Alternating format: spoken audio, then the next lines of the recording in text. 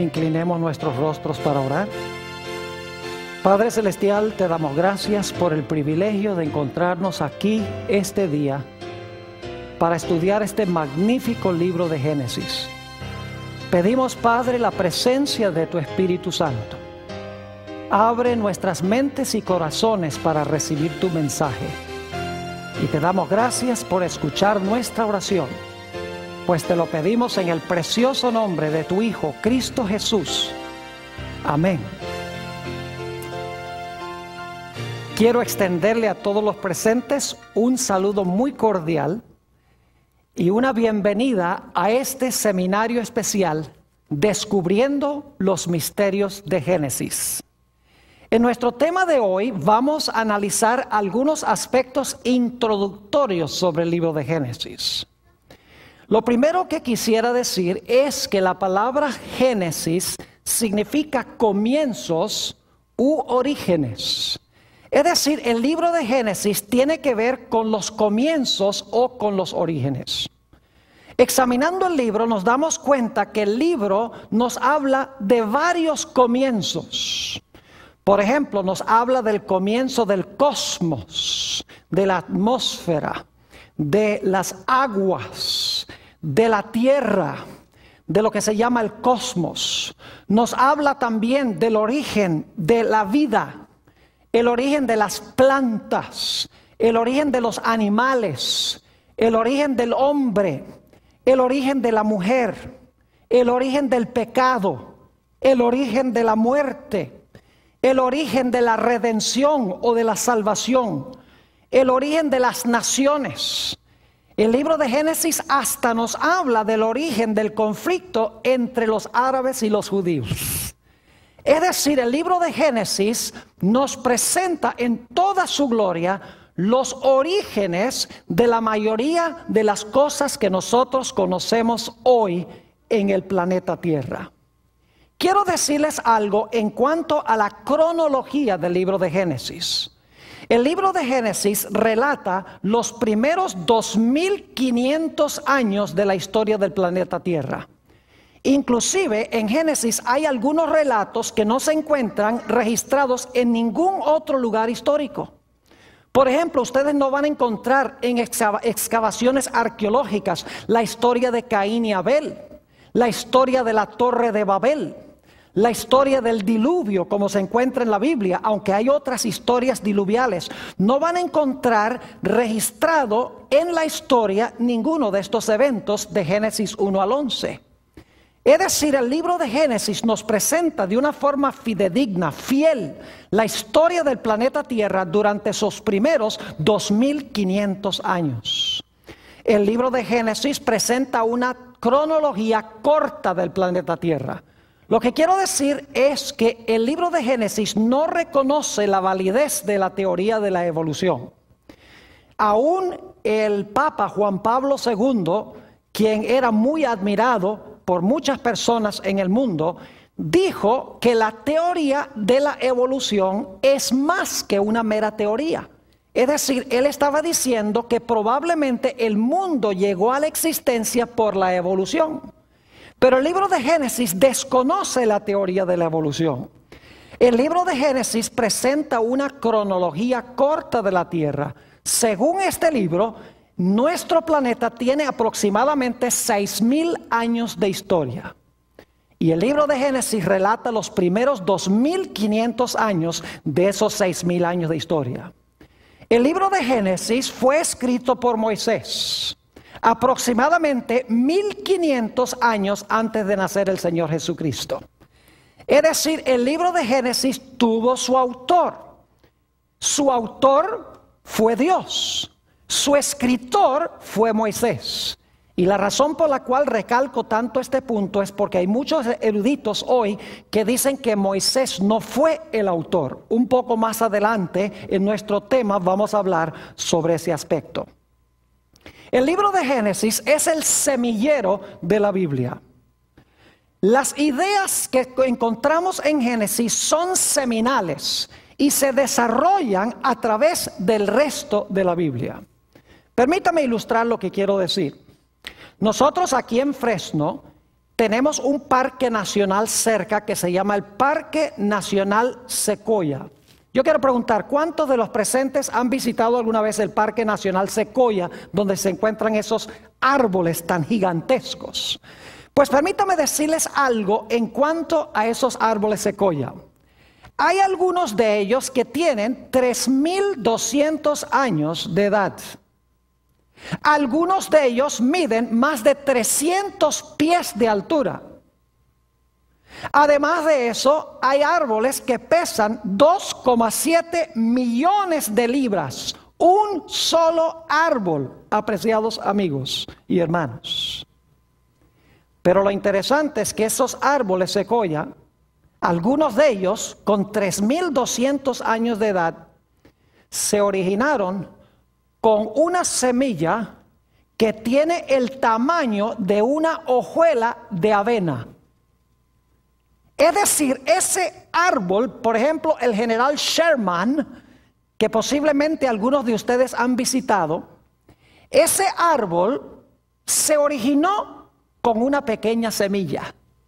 Es decir, el árbol se encontraba encerrado en la semilla. Lo único que faltaba era sembrar la semilla para que la semilla creciera y para que finalmente produjera el árbol que hoy vemos en ese parque nacional. Lo mismo podemos decir de Génesis. En Génesis tenemos las semillas. Esas semillas en el transcurso de la Biblia crecen y finalmente llegan a su mayor crecimiento y su mayor desarrollo en el libro de Apocalipsis. Es decir, que Génesis tiene las semillas y Apocalipsis tiene esas semillas plenas y totalmente desarrolladas. Y el transcurso bíblico es el crecimiento de esa semilla. Por eso en este seminario no vamos a estudiar solamente el libro de Génesis, sino que vamos a ver cómo se desarrollan las ideas de Génesis a través de toda la Biblia, culminando en el libro de Apocalipsis.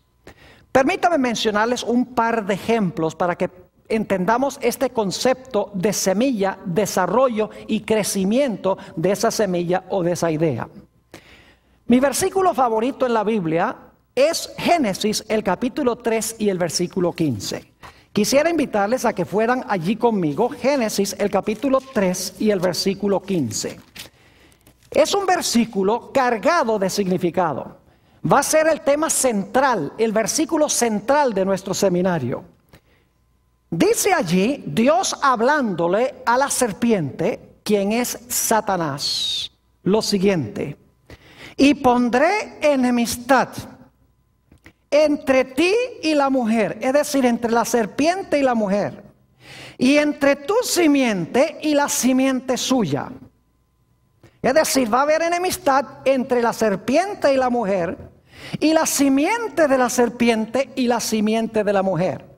Pero luego noten la última parte del versículo, dice: esta, es decir, la simiente de la mujer, te herirá en la cabeza, y tú le herirás a la simiente de la mujer en el calcañar. 4 ideas claves en este versículo. 1, enemistad. 2, una serpiente. 3, una mujer. Y 4, la mujer tiene una simiente que está en guerra contra la serpiente. Mis queridos amigos, esta idea de Génesis 3:15 se desarrolla y se cumple en el libro de Apocalipsis. Noten el capítulo 12 de Apocalipsis y los versículos 1 al 5. Apocalipsis, el capítulo 12 y los versículos 1 al 5. Tenemos el desarrollo de esta semilla de Génesis 3:15. Dice allí, en Génesis 12 y el versículo 1, apareció en el cielo una gran señal, una mujer vestida del sol, con la luna debajo de sus pies y sobre su cabeza una corona de 12 estrellas. Así que tenemos una mujer, ¿cierto? Noten el versículo 2. Y estando encinta, clamaba con dolores de parto en la angustia del alumbramiento. Es decir, tenía en su vientre una simiente. Tenía en su vientre a un niño que iba a nacer. Noten el versículo 3. También apareció otra señal en el cielo. He aquí un gran dragón escarlata, que tenía 7 cabezas y 10 cuernos, y en sus cabezas 7 diademas. Y si ustedes van al versículo 9, van a notar que ese dragón bermejo es el diablo y Satanás, la serpiente antigua, dice allí. Ahora, note lo que dice el versículo 4. Y su cola arrastraba la tercera parte de las estrellas del cielo y las arrojó sobre la tierra. Y el dragón o la serpiente se paró frente a la mujer que estaba para dar a luz, a fin de devorar a su hijo tan pronto como naciese. Ahora yo pregunto, ¿pueden ustedes ver allí las ideas básicas de Génesis 3:15? Claro que sí. ¿Hay una mujer? ¿Cómo no? ¿Hay enemistad? Claro que sí. ¿Hay un dragón o una serpiente? ¿Cómo no? La mujer tiene una simiente contra la cual lucha el dragón o la serpiente. ¿Cómo no? Es decir, para entender Apocalipsis 12, 1 al 5, tenemos que regresar a Génesis, el capítulo 3 y el versículo 15. Quiero que notemos otro ejemplo. Génesis, el capítulo 2 y el versículo 24. Génesis, el capítulo 2 y el versículo 24. Estamos viendo cómo las semillas del Génesis se desarrollan en la Biblia y se cumplen finalmente y alcanzan su mayor crecimiento en el libro de Apocalipsis. Génesis 2 y el versículo 25, vamos a leer, no el 24, sino el 25, dice, hablando de Adán y Eva, y estaban ambos desnudos, Adán y su mujer, y no se avergonzaban. ¿En qué condición estaban Adán y Eva cuando fueron creados por Dios? Estaban desnudos y no se avergonzaban. Ahora necesito hacerles una explicación que vamos a estudiar con más detenimiento más adelante en este seminario. Adán y Eva estaban desnudos en lo que respecta a vestiduras artificiales hechas por seres humanos. Pero según la Biblia, ellos estaban cubiertos con un manto glorioso de luz. Es decir, estaban cubiertos con la gloria de Dios. Ahora, ¿qué sucedió cuando Adán y Eva pecaron? ¿Qué pasó con ese manto de luz? Note lo que dice Génesis, el capítulo 3 y el versículo 7. Génesis, el capítulo 3 y el versículo 7. Dice, entonces fueron abiertos los ojos de ambos y conocieron que estaban, ¿qué? Desnudos. Entonces cosieron hojas de higuera y se hicieron delantales. Fíjense que el manto de luz se fue y ahora se dieron cuenta que estaban, ¿qué? Desnudos. En su estado de inocencia, en su estado de pureza y de justicia, estaban vestidos con el manto de luz. Cuando pecan, el manto de luz se va y se dan cuenta que están desnudos. ¿Qué trataron de hacer Adán y Eva para cubrir su desnudez? Dice la última parte del versículo 7, y se hicieron delantales y se pusieron esos delantales de hojas de ¿qué? Hojas de higuera. Es decir, se taparon la vergüenza de su desnudez con hojas de higuera. Pero ¿saben que aún después de eso se sentían desnudos? Porque en el versículo 10 Dios viene buscando a Adán y Eva, le dice, ¿dónde están? Y Adán dice, tuvimos miedo porque estábamos desnudos, pero ya no estaban desnudos porque tenían las hojas de higuera. Obviamente su desnudez no era desnudez física, no tenían el manto glorioso de luz. Pero quiero que noten cómo cubrió Dios la vergüenza de su desnudez. El versículo 21, y esto lo vamos a estudiar en nuestro próximo tema más detenidamente. Dice, y Jehová Dios hizo al hombre y a su mujer túnicas de ¿qué? Túnicas de pieles y los vistió. Ahora fíjense las ideas que tenemos aquí. Tenemos la idea de vestiduras. Tenemos la idea de vergüenza. Tenemos la idea de desnudez. Ahora yo quiero que vayamos a Apocalipsis, el capítulo 16 y el versículo 15.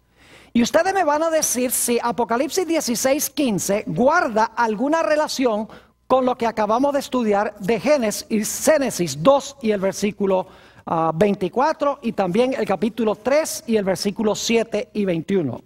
Note lo que dice la Biblia en Apocalipsis el capítulo 16 y el versículo 15. Está hablando aquí de la batalla de Armagedón. Y fíjense las ideas que contiene. Dice en Apocalipsis 16 y el versículo 15, hablando Jesús: he aquí, yo vengo como ladrón. Ahora escuchen bien. Bienaventurado el que vela y guarda sus ¿qué? Sus ropas, para que no ande desnudo y vean su vergüenza. Yo pregunto, ¿tiene alguna relación ese versículo con los versículos que leímos de Génesis? Claro que sí, porque habla de ropas, habla de desnudo y habla de vergüenza. No podemos entender este versículo de Apocalipsis 16:15 sin empezar en Génesis, a donde se encuentran esas ideas. Y vamos a tener en este seminario un tema completo sobre Apocalipsis 16:15, sobre la gran batalla de Armagedón. Estos son solamente dos ejemplos de cómo las semillas del Génesis se desarrollan a través de la Biblia y culminan su crecimiento en el libro de Apocalipsis.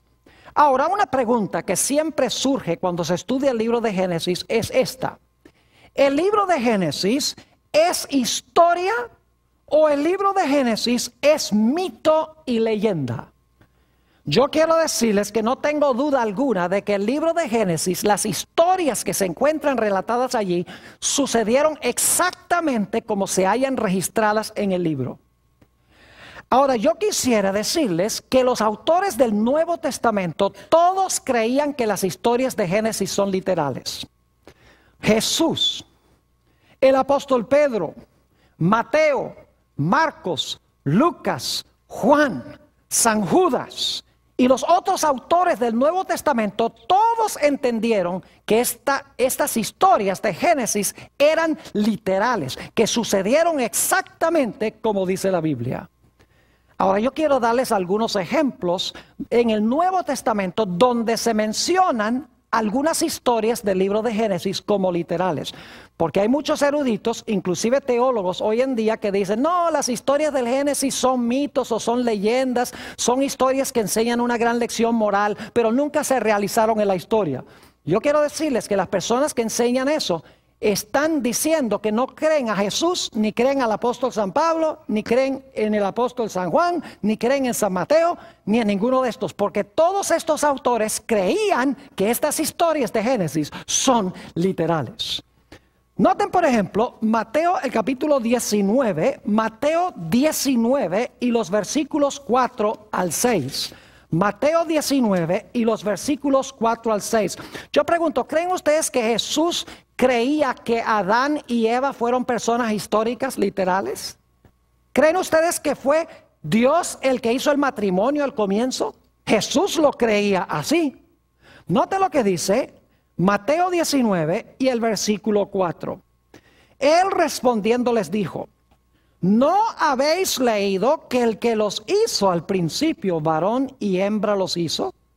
Y dijo: por esto dejará padre y madre el hombre y se unirá a su mujer, y los dos serán una sola carne.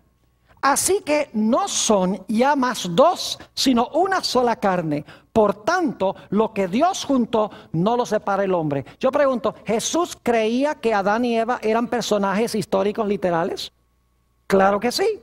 ¿Creía Jesús que el primer matrimonio fue literal entre Adán y Eva? ¿Cómo no? Así que si usted dice que no, usted está poniendo en tela de juicio ¿a quién? Las palabras de Jesús. Usted está contrariando lo que creía Jesús. Ahora vamos a notar algunas otras historias de Génesis. Por ejemplo, tenemos una semana de 7 días, ¿verdad? ¿Se han preguntado alguna vez por qué tenemos una semana de 7 días? ¿Por qué no tiene 10? ¿Por qué no tiene 5? ¿Por qué no tiene 3? ¿Por qué la semana tiene 7? Porque en el libro de Génesis nos dice que Jehová creó el mundo en 6 días y reposó, ¿qué cosa? El séptimo día. ¿Saben ustedes que el Señor Jesucristo creía que ese séptimo día era bien literal, de 24 horas? Porque en San Marcos 2:27 el Señor Jesucristo declaró: el sábado fue hecho por causa del hombre y no el hombre por causa del sábado. El Señor Jesucristo creyó en el sábado. Dijo que el sábado fue creado originalmente. Es decir, Jesús creía que nuestra semana viene de la semana literal al comienzo de la historia. En Lucas 3 encontramos otro ejemplo interesante. No voy a buscarlo en la Biblia, se los voy a explicar. Tenemos en Lucas 3 la genealogía de Jesús. ¿Sabe lo que es una genealogía? Son la lista de los antecesores de Jesús. Y es interesante, se menciona comenzando con José, el padre de Jesús, y el relato va hacia atrás y termina allá con Adán. Ahora yo pregunto, ¿creen ustedes que Jesús fue un personaje histórico literal? ¿Creen que Jesús fue un personaje histórico que vivió dentro del curso de la historia? Claro que sí, nadie lo negaría. Pero entonces yo pregunto, si Jesús, quien se menciona al comienzo de la genealogía de Lucas 3, es un personaje histórico, y se menciona toda la lista de sus antecesores, yo pregunto, ¿el último que se menciona en la lista, Adán, también tiene que ser un personaje histórico? Claro que sí. Usted no puede decir que Jesús, el último que se menciona en la lista, es un personaje histórico, pero Adán en realidad no fue un personaje histórico. Porque todos los personajes en la genealogía de Jesús fueron personas reales que vivieron dentro del espacio y dentro del tiempo. Otro relato que Jesús aceptó como literal, que hoy los científicos dicen eso, nunca hubo un diluvio universal, ¿qué va? Eso no pasó, dicen muchos científicos, historiadores, aún teólogos y ministros. Yo pregunto, ¿Jesús creyó que el diluvio fue literal, que pasó históricamente? Claro que sí. Noten San Mateo, el capítulo 24 y los versículos 37 al 39. Mateo 24 y el versículo 37 al 39. Palabras de Jesús. Dice, mas como en los días de Noé, así será la venida del Hijo del Hombre. Yo pregunto, ¿la segunda venida de Jesús va a ser un evento histórico, literal? ¿Va a pasar así como lo dice la Biblia? Claro que sí. Jesús dice, como fue en los días de Noé, así va a ser en su venida. Así que si el diluvio fue histórico, su venida también va a ser un evento histórico. Versículo 38, porque como en los días antes del diluvio, estaban comiendo y bebiendo, casándose y dando en casamiento, hasta el día en que Noé entró en el arca, y no entendieron hasta que vino el diluvio y se los llevó a todos. Así será también la venida del Hijo del Hombre. Pregunto, ¿creía Jesús en un diluvio literal que se realizó en la historia y en el tiempo? Claro que sí. Ahora, ¿qué de Caín y Abel? El Nuevo Testamento confiesa que Caín y Abel fueron personajes reales, históricos, que existieron. Claro que sí. Primera de Juan, el capítulo 3 y el versículo 12. Primera de San Juan, el capítulo 3 y el versículo 12. Nos presenta a Caín y Abel como personajes históricos. Dice allí, no como Caín, que era del maligno y mató a su hermano. ¿Y por qué causa le mató? Porque sus obras eran malas y las de su hermano justas. Pregunto, ¿creía el apóstol San Juan que Caín y Abel fueron personajes reales que vivieron dentro del curso de la historia? Claro que sí. Así que si usted dice que no, usted está poniendo en tela de juicio lo que dice Juan, lo que dice Jesús. ¿Saben ustedes que el Nuevo Testamento también nos dice que Enoc fue un personaje real, histórico? Ese individuo que vivió una vida tan santa que la Biblia dice que ni siquiera murió en el planeta Tierra. Dios se lo llevó. Note lo que dice Hebreos el capítulo 11 y el versículo 5. Hebreos el capítulo 11 y el versículo 5 sobre este personaje Enoc. Fue un personaje literal, real, histórico. Dice en el versículo 5, por la fe Enoc fue traspuesto para no ver muerte y no fue hallado, porque lo traspuso Dios. Y antes que fuese traspuesto, tuvo testimonio de haber agradado a Dios. Ahora, yo creo que el apóstol San Pablo escribió el libro de los Hebreos. Yo pregunto, ¿el apóstol San Pablo creía que Enoc fue un personaje literal, histórico, real, tal cual lo relata el libro de Génesis? Obviamente que sí. Ahora, algunos dicen Sodoma y Gomorra nunca existieron. Algunos científicos, algunos geólogos, algunos historiadores, inclusive ministros, dicen esa historia de Sodoma y Gomorra es una historia imaginaria para enseñarle a la gente que se porte bien. Ahora yo pregunto, ¿creía Jesús que las ciudades de Sodoma y Gomorra existieron y fueron destruidas por fuego? Claro que sí. Note lo que dice San Lucas 17 y el versículo 28. San Lucas el capítulo 17 y el versículo 28. Dice aquí, asimismo como sucedió en los días de Lot. ¿Creía Jesús que Lot fue un personaje histórico? ¿Literal? Claro que sí. Comían, bebían, compraban, vendían, plantaban, edificaban. Mas el día en que Lot salió de Sodoma, llovió del cielo fuego y azufre y los destruyó a todos. Así será el día en que el Hijo del Hombre se manifieste. Fíjense que las historias del libro de Génesis ocurrieron tal cual lo relata el libro de Génesis. El testimonio de los autores del Nuevo Testamento corrobora que estas cosas pasaron exactamente como lo dice la Biblia. Ahora, algunos de ustedes estarán preguntando por qué el pastor Bor enfatiza y recalca tanto este punto. Quiero decirles que desde la época que se conoce como la Edad de la Razón, que comenzó en la segunda mitad del siglo XVIII, los filósofos, los científicos, los historiadores y aún los teólogos empezaron a enseñar que las historias de Génesis en realidad no son historias que se realizaron como lo dice el libro de Génesis, sino que son mitos y leyendas. Es más, la mayoría de los eruditos comenzaron a enseñar de que el libro de Génesis ni siquiera fue escrito por Moisés 1500 años antes de Cristo. Empezaron a enseñar que el libro de Génesis es producto de muchos diferentes autores, cada uno escribió una historia y luego vino un redactor y juntó todas esas historias en el libro que hoy conocemos como el libro de Génesis. Cuando yo estudiaba en el seminario, una vez estaba haciendo una investigación y conseguí una Biblia que se llama la Biblia Arco Iris. Y es interesante en esa Biblia Arco Iris leer el libro de Génesis y ver que por cada color que se da en el libro de Génesis, según los que prepararon esa Biblia, eso lo escribió un autor diferente. Y el libro de Génesis está marcado en múltiples colores, porque según ellos, el libro de Génesis tuvo múltiples autores. La Biblia enseña que Génesis fue escrito por Moisés. El libro de Génesis fue escrito por Moisés, aproximadamente 1500 años antes de Cristo, y el libro relata historias reales. Posiblemente sea sorpresivo para muchos de ustedes saber que hoy en día hay muchos ministros, y no son unos pocos, son muchos ministros y pastores y sacerdotes que no creen que el libro de Génesis es histórico. Hace unos años fui a la Universidad de Andrews, donde yo me gradué del seminario, para presentar una serie de temas en una iglesia allí. Y durante el día, como no tenía nada que hacer, decidí disfrutar la maravillosa biblioteca que tiene centenares de volúmenes. Se vuelve uno loco allí, con todo el material que hay.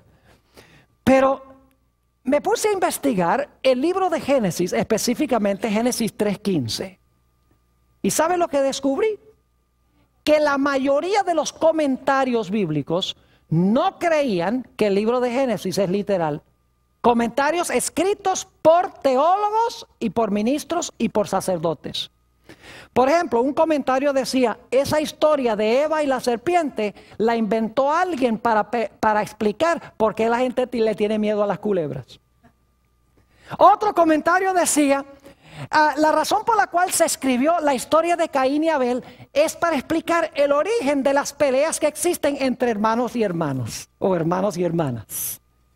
Otro comentario decía, la historia de la Torre de Babel se escribió para explicar de dónde vienen todos los idiomas, pero eso no pasó históricamente.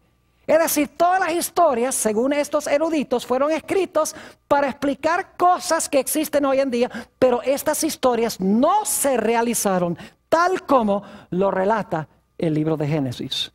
Yo quiero decirles que yo prefiero creerle a Jesús, a Pablo, a Pedro, a Mateo, a Marcos, a Lucas y a Juan, que creerle a cualquier erudito moderno que no acepta la historicidad del libro de Génesis. Ahora quiero decirles también que el libro de Génesis tiene mucho que decir en cuanto a las disciplinas que se estudian en las universidades de hoy. Las grandes disciplinas, hay departamentos de sociología, hay departamentos de historia, hay departamentos de botánica, hay departamentos de biología, hay departamentos de teología. El libro de Génesis tiene algo que decir en cuanto a todas estas disciplinas que se estudian hoy en las universidades. Permítanme mencionarles algunas. La teología. El libro de Génesis comienza diciendo, en el principio creó Dios los cielos y la tierra. Es una declaración teológica. Es decir, el mundo debe su origen a Dios. El libro de Génesis tiene mucho que decir de cosmología, es decir, cómo apareció la atmósfera, por qué hay aguas abajo y aguas arriba, por qué hay aguas debajo de la tierra, de dónde apareció la tierra seca. Es decir, el libro de Génesis tiene mucho que decir, por ejemplo, en el capítulo 1 y el versículo 6 al 8, sobre el origen del cosmos. El libro de Génesis tiene mucho que decir en cuanto al origen de la cronología, es decir, del tiempo. Después de cada día de la creación dice, y fue la tarde y la mañana del día primero, fue la tarde y la mañana del día segundo. Y si leen un poquito más adelante, por ejemplo en Génesis 1 y el versículo 14, dice que Dios hizo el sol para gobernar el día, hizo la luna para gobernar la noche, también hizo las estrellas para gobernar los meses y las estaciones del año. Es decir, el libro de Génesis nos habla del origen de la cronología. El libro de Génesis en el capítulo 1 y los versículos 9 y 10 nos dice mucho sobre la geografía. ¿Dónde y cuándo se originó la tierra seca? A donde andan los animales, a donde están los árboles y las flores y las plantas. Nos dice allí que Dios fue el que hizo aparecer la tierra seca de en medio de las aguas. El libro de Génesis tiene mucho que decir de la botánica, es decir, de las plantas. Es más, en el capítulo 1 y los versículos 11 al 13 de Génesis, nos dice que todas las plantas se iban a reproducir de acuerdo a su especie. Y hoy en día, el mundo de la botánica nos dice que las plantas se reproducen solo según su especie. El libro de Génesis tiene mucho que decirnos sobre la astronomía. Habla sobre el origen del sol, sobre el origen de la luna, sobre el origen de las estrellas. El libro de Génesis tiene mucho que hablar de zoología, es decir, el estudio de los animales. Nos dice que Dios el quinto día hizo las aves, hizo los peces. El sexto día hizo los mamíferos que andan sobre la tierra. Es decir, que los animales no llegaron a existir por evolución. No evolucionaron de algo menor a algo mayor, porque el quinto día hizo Dios aves, peces, el sexto día hizo los animales terrestres. La Biblia tiene mucho que decir en el libro de Génesis sobre la antropología, el origen del hombre. La Biblia nos dice que Dios tomó polvo de la tierra, hizo al hombre, y luego del hombre hizo a la mujer. Eso lo encuentran en Génesis el capítulo 2 y el versículo 7. El libro de Génesis tiene mucho que decirnos de la sociología. Por ejemplo, que la sociedad debe componerse de parejas que se casan matrimonialmente para tener hijos.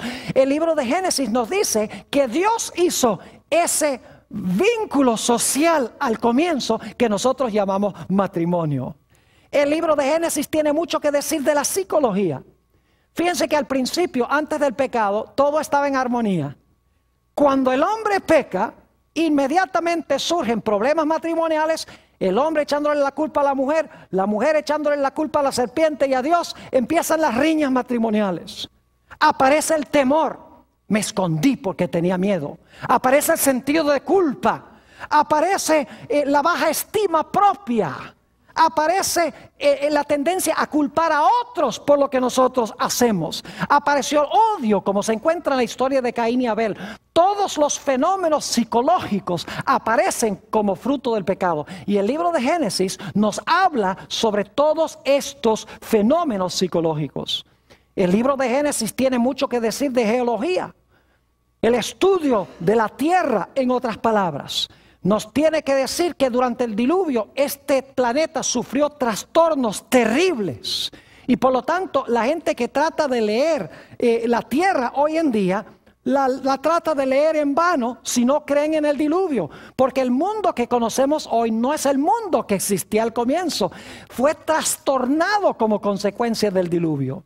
Solamente podemos entender eso conociendo lo que dice el libro de Génesis. El libro de Génesis tiene mucho que decir de la filología, el origen de los idiomas. Nos dice en Génesis el capítulo 11 que los idiomas se originaron en la Torre de Babel.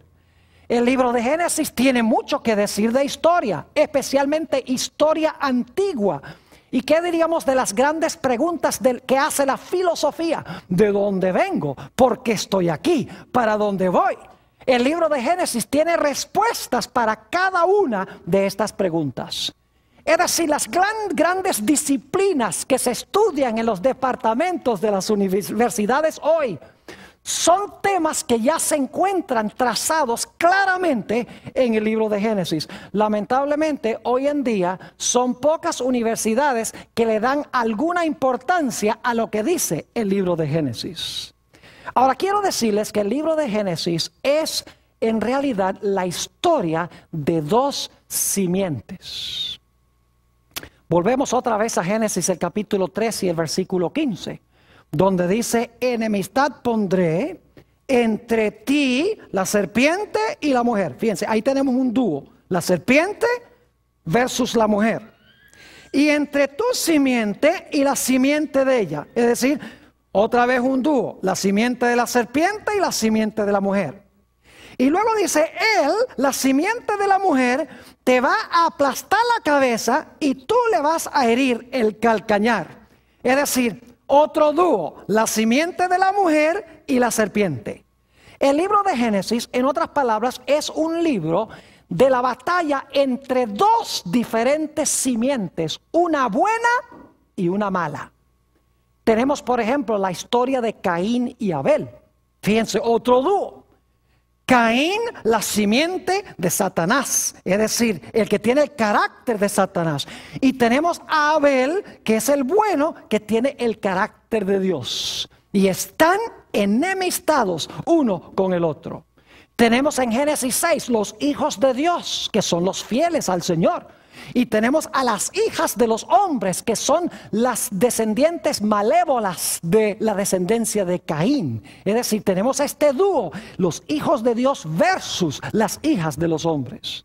Tenemos en el libro de Génesis la historia de Abraham y los constructores de la Torre de Babel. Se presentan como radicalmente distintos uno del otro. Es más, vamos a encontrar en uno de los temas que vamos a estudiar que Abraham se encontraba viviendo a donde vivían los que construyeron la Torre de Babel. Y se estaba contaminando la familia de Abraham con los que habitaban allí, con la idolatría de los constructores de la Torre de Babel. Así que Dios dijo, yo no puedo dejar que mi simiente se quede aquí para que me lo corrompan. Así que Dios, según Génesis 12, 1 al 3, llamó a Abraham de Ur de los Caldeos, lo sacó de ese ambiente y lo llevó a la tierra de Canaán. Abraham y los constructores de la Torre de Babel, dos simientes opuestas. Luego tenemos Isaac e Ismael. Isaac, la simiente mala, Isaac, la simiente buena, Ismael, la simiente mala. Y nuevamente la idea de enemistad. Ismael odiando y tratando de destruir a Isaac, según dice en Gálatas el capítulo 4. Y luego tenemos la historia de Jacob y Esaú. Fíjense, otro dúo en el libro de Génesis.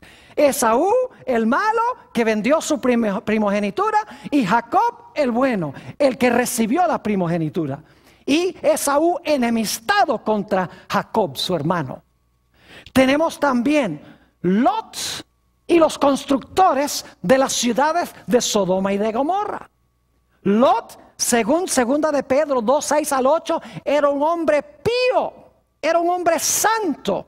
que le molestaba la impiedad de las ciudades, mientras que la Biblia dice que los habitantes de Sodoma y Gomorra eran malos y pecadores delante de Jehová. Y luego tenemos a José por un lado y tenemos por el otro lado a sus hermanos.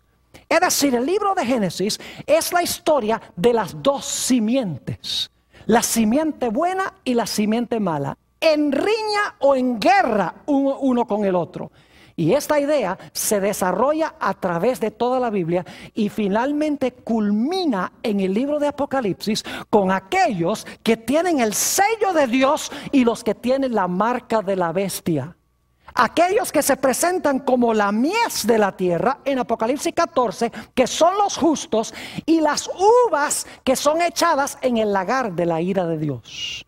Allí culmina esta idea y vamos a encontrar en uno de nuestros temas, cuando hablemos de la batalla de Armagedón, que la historia de Caín y Abel, esta riña entre estos dos hermanos, y la riña tenía que ver con la obediencia a Dios y con la verdadera adoración a Dios.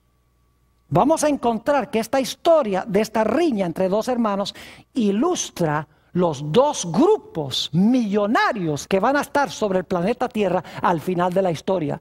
Y vamos a ver que la gran guerra final va a tener que ver con si obedecemos a Dios o no, si adoramos a Dios como Dios ha mandado o no. Es decir, va a ser una repetición de la historia de Caín y Abel, solo que al final de la historia van a ser dos grupos mundiales, mientras que al comienzo de la historia eran solamente dos individuos. Es decir, las semillas de Génesis han crecido y han alcanzado su ápice en el libro de Apocalipsis. Ahora, antes de terminar nuestro tema hoy, necesito hablarles de un aspecto más sobre el libro de Génesis. El libro de Génesis parece ser muy sencillo. Es uno de los favoritos de la gente porque contiene muchas historias. Historias que son emocionantes, son dramáticas. Y muchos han cometido el error de pensar que el libro de Génesis es sencillamente una colección de historias que se realizaron hace aproximadamente unos 2.500, 3.000 años. Pero el libro de Génesis tiene una dimensión oculta. El libro de Génesis tiene una dimensión que pocos eruditos han descubierto. Y es que las historias de Génesis no son solamente historias, sino que son profecías. Cada historia del libro de Génesis se realizó históricamente, no me entiendan mal. Pero esa historia en realidad es una profecía. Es decir, está anunciando eventos que van a pasar en el futuro semejantes a los que pasaron en esa historia. No es nada nuevo, mis queridos hermanos y amigos, porque en Eclesiastés 1 y el versículo 9 nos habla de la repetición de la historia. Noten Eclesiastés 1 y el versículo 9. Dice allí, ¿qué es lo que fue? Lo mismo que será. ¿Qué es lo que ha sido hecho? Lo mismo que se hará. Y nada hay nuevo debajo del sol. Fíjense que lo que sucedió es lo que va a suceder. No hay nada nuevo debajo del sol. ¿Y saben por qué?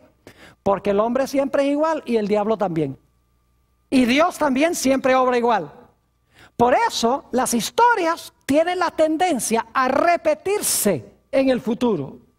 Noten también lo que dice Eclesiastés, el capítulo 3 y el versículo 15. Eclesiastés, el capítulo 3 y el versículo 15. Dice, aquello que fue, ya es. Y lo que ha de ser, fue ya. Y Dios restaura lo que pasó. Fíjense nuevamente que dice que lo que ha de ser, fue ya. Es decir, que las historias del libro de Génesis en realidad no son solamente historias, sino que son profecías. Permítame darles algunos ejemplos del libro de Génesis. Son historias que vamos a estudiar en este seminario sobre el libro de Génesis, pero quiero sencillamente mencionar algunas de estas historias brevemente para que se den cuenta cómo estas historias son también profecías.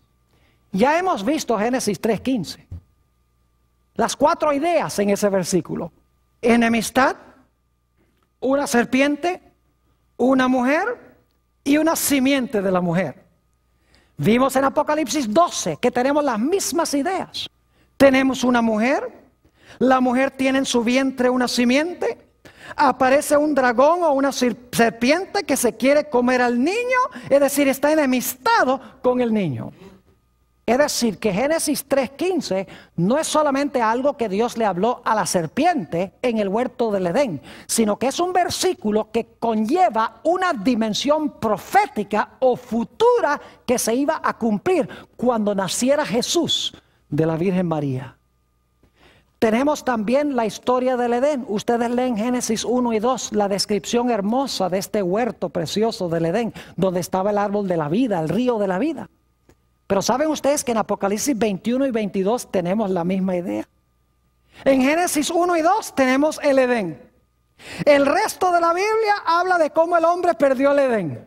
Y Apocalipsis 21 y 22 habla de la restauración del huerto del Edén que existía al comienzo de la historia. En Génesis 1 y el versículo 2 nos habla de la condición de la tierra antes de la creación. Dice: la tierra estaba desordenada y estaba vacía y había tinieblas sobre la haz del abismo. Fíjense las palabras: abismo, tinieblas, desordenada, vacía. ¿Saben ustedes que la Biblia dice que la tierra va a volver a esa condición otra vez? Se usan las mismas palabras para hablar de lo que va a pasar en el futuro. En Jeremías, el capítulo 4, dice Jeremías, cuando ve la segunda venida de Jesús, dice: miré la tierra y estaba desordenada y vacía, y miré los cielos y no había en ellos luz. Es decir, que lo que sucedió al comienzo sucederá al final. Como la tierra estaba desordenada y vacía en tinieblas antes de la creación, cuando Jesús venga y también en consecuencia de las plagas, la tierra regresará a esa condición antes que Dios haga un cielo nuevo y una tierra nueva. Ya les mencioné la historia de Caín y Abel. Es una historia profética, no solamente pasó con dos personajes en cierta ocasión, en el pasado, sino que ilustra lo que va a pasar al final de la historia. Dios le manda a Caín y Abel: tráigame un animal, me van a adorar con un animal, lo van a sacrificar. Abel dice: bueno, si Dios dice que para sacrifique un animal, voy a traer un animal. Caín dice: pues yo no ando en esa cosa de animales, yo le voy a traer mis productos agrícolas. Es decir, Abel obedeció a Dios y adoró a Dios como Dios mandó. Abel desobedeció el mandato de Dios y adoró a Dios como él quiso. En el libro de Apocalipsis vamos a encontrar que los dos grupos que van a existir en el mundo al final de la historia van a tener esas mismitas características de Caín y Abel. Va a haber un grupo que profesa adorar a Dios, pero que no lo adora como Dios dice, ni obedece a Dios. Va a haber otro grupo que obedece los mandamientos de Dios. Satanás los va a odiar, y que también adoran a Dios como Dios ha mandado, no como ellos quieren. Es decir, la historia de Caín y Abel es una historia profética. Podríamos mencionar también la historia del diluvio, ya lo hicimos. Jesús dijo: como en los días de Noé, así será también la venida del Hijo del Hombre. Yo pregunto, ¿creía Jesús que la historia del diluvio era una historia profética? Claro que sí, porque dijo: como pasó allá, va a pasar al final de la historia. Es decir, para Jesús la historia del diluvio no solamente era una historia, sino que era una ¿qué? Una profecía. Y vamos a dedicar un tema completo en nuestro seminario sobre la historia del diluvio. Y vamos a ver que cada detalle de la historia del diluvio, la predicación de Noé, el derramamiento del Espíritu Santo con su predicación, las decisiones que la gente tomó cuando se cerró la puerta, un periodo de tiempo entre cuando se cerró la puerta y cuando comenzó a llover, y los que estaban adentro no estaban seguros, ¿será que era verdad lo que estaba predicando? Dice Noé, y cada día los que están afuera se vuelven más violentos. Todo eso se va a cumplir en el futuro. Va a haber predicación poderosa acompañada del Espíritu Santo. La raza humana se va a dividir en dos grupos. Se va a cerrar la puerta de la gracia para el mundo. Y después que se cierre la puerta, los hijos de Dios van a vivir en el planeta Por un periodo de tiempo aparentemente Dios los ha abandonado. Se conoce como el tiempo de angustia o la gran tribulación. Y los impíos se volverán más y más enojados contra los hijos de Dios.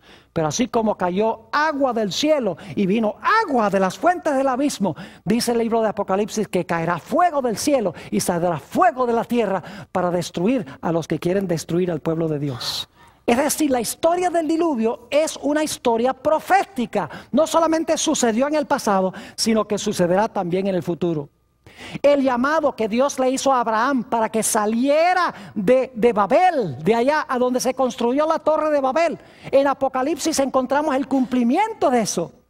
Porque Dios al final de la historia dice a su pueblo que está en Babilonia. En Apocalipsis 18:4 dice: salid de ella, pueblo mío, para que no seáis partícipes de sus pecados. Lo que pasó con Abraham históricamente va a pasar con el pueblo de Dios al final de la historia. La confusión y la caída de Babilonia en la torre de Babel se va a repetir en el libro de Apocalipsis. Así como cayó la cima de esa torre, así como la gente quedó confundida. En Apocalipsis 14:8 y el 18:1 al 3 dice: ha caído Babilonia. Usted no puede entender la caída de Babilonia al final de la historia, al menos que haya entendido la primera caída de Babilonia en la torre de Babel. Podríamos mencionar los 3 ángeles que vinieron a Abraham antes de la destrucción de Sodoma y Gomorra. Vamos a tener un tema completo sobre lo que pasó con las ciudades de la llanura. ¿Por qué creen ustedes que vinieron 3 ángeles a Abraham antes de que las ciudades fuesen destruidas? Yo pregunto, ¿el libro de Apocalipsis habla de 3 ángeles que van a venir a dar una advertencia al mundo antes que Jesús venga? Claro que sí. Y vamos a encontrar que todo lo que pasó antes de la destrucción de Sodoma y Gomorra y lo que sucedió cuando fueron destruidas estas ciudades se va a repetir de nuevo, pero no con 2 ciudades, sino a nivel global. La historia de Isaac e Ismael, que se encuentra en Génesis 16 y 17. El apóstol Pablo en Gálatas 4, 21 al 31 dice que esa historia es profética. Representa a los que viven conforme a la carne y los que viven conforme al espíritu. Representa 2 clases de personas que van a vivir en el transcurso de la historia. El sacrificio de Isaac en Génesis 22, donde Abraham ofrece a un carnero en lugar de su hijo, representa el hecho de que Jesús sufre en la cruz en lugar nuestro. Vamos a tener un tema completo donde vamos a trazar esa historia de Génesis 22. La escalera que vio Jacob entre el cielo y la tierra. Jesús mismo dijo en San Juan 1:51 que Él era la escalera. Y así como Jacob vio ángeles ascendiendo y descendiendo por la escalera, Jesús dice: el cielo será abierto y habrá ángeles que ascenderán y descenderán sobre el Hijo de Dios. Así como una escalera tiene 2 partes claves, la parte de abajo y la parte de arriba, Jesús es hombre con nosotros, esa es la parte de abajo, y es Dios con su Padre en el cielo, esa es la parte de arriba de la escalera. Es decir, la escalera es profética, no solamente es un evento histórico. El tiempo de angustia que pasó Jacob cuando su hermano Esaú venía para destruirlo se conoce como el tiempo de angustia de Jacob. En realidad es una ilustración de la experiencia por la cual pasará el pueblo de Dios antes que Jesús venga. En Daniel 12:1 dice: habrá tiempo de angustia cual no fue desde que hubo nación, mas en aquel tiempo tu pueblo será libertado, todos los que se hallaren escritos en el libro. Así como Jacob fue librado de la ira de su hermano, al final de la historia el pueblo de Dios será librado de la ira de los que quieren destruirlos. La historia de José es una historia, pero también es una profecía. Permítame mencionarles solo algunos ejemplos de la historia de la vida de José. Su padre lo mandó a sus hermanos, pero sus hermanos no lo recibieron. Fue vendido por unas piezas de plata. Sus hermanos pensaban que se habían deshecho de él, pero por lo que hicieron, él llegó a ser su salvador. tenemos en esto una ilustración de la vida de Jesús. Jesús también fue enviado por su Padre para buscarnos a nosotros que nos habíamos perdido. Dice en el Nuevo Testamento que Jesús vino a los suyos no le recibieron. Jesús fue vendido por 30 piezas de plata. Y sus enemigos pensaban que se habían deshecho de él. Pero por el hecho de haberlo entregado, Jesús llegó a ser su Salvador. Es decir, la historia de José es una historia profética. ¿Y qué diríamos de los 144,000 del libro de Apocalipsis, capítulo 7 y capítulo 14?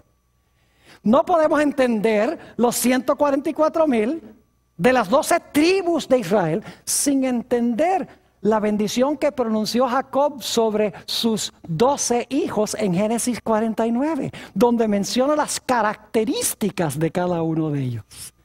Es decir, que la base para entender los 144,000 está en la historia que encontramos en Génesis capítulo 49.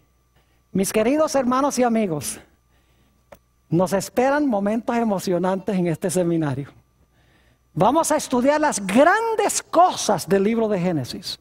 Vamos a encontrar no solamente su dimensión histórica, sino que vamos a conseguir su dimensión profética. Y vamos a ver la Biblia posiblemente como nunca la hemos visto antes. Vamos a ver el gran plan de Dios para nuestras vidas y qué es lo que Dios quiere que hagamos en preparación para su gloriosa venida en las nubes del cielo. Que Dios nos bendiga.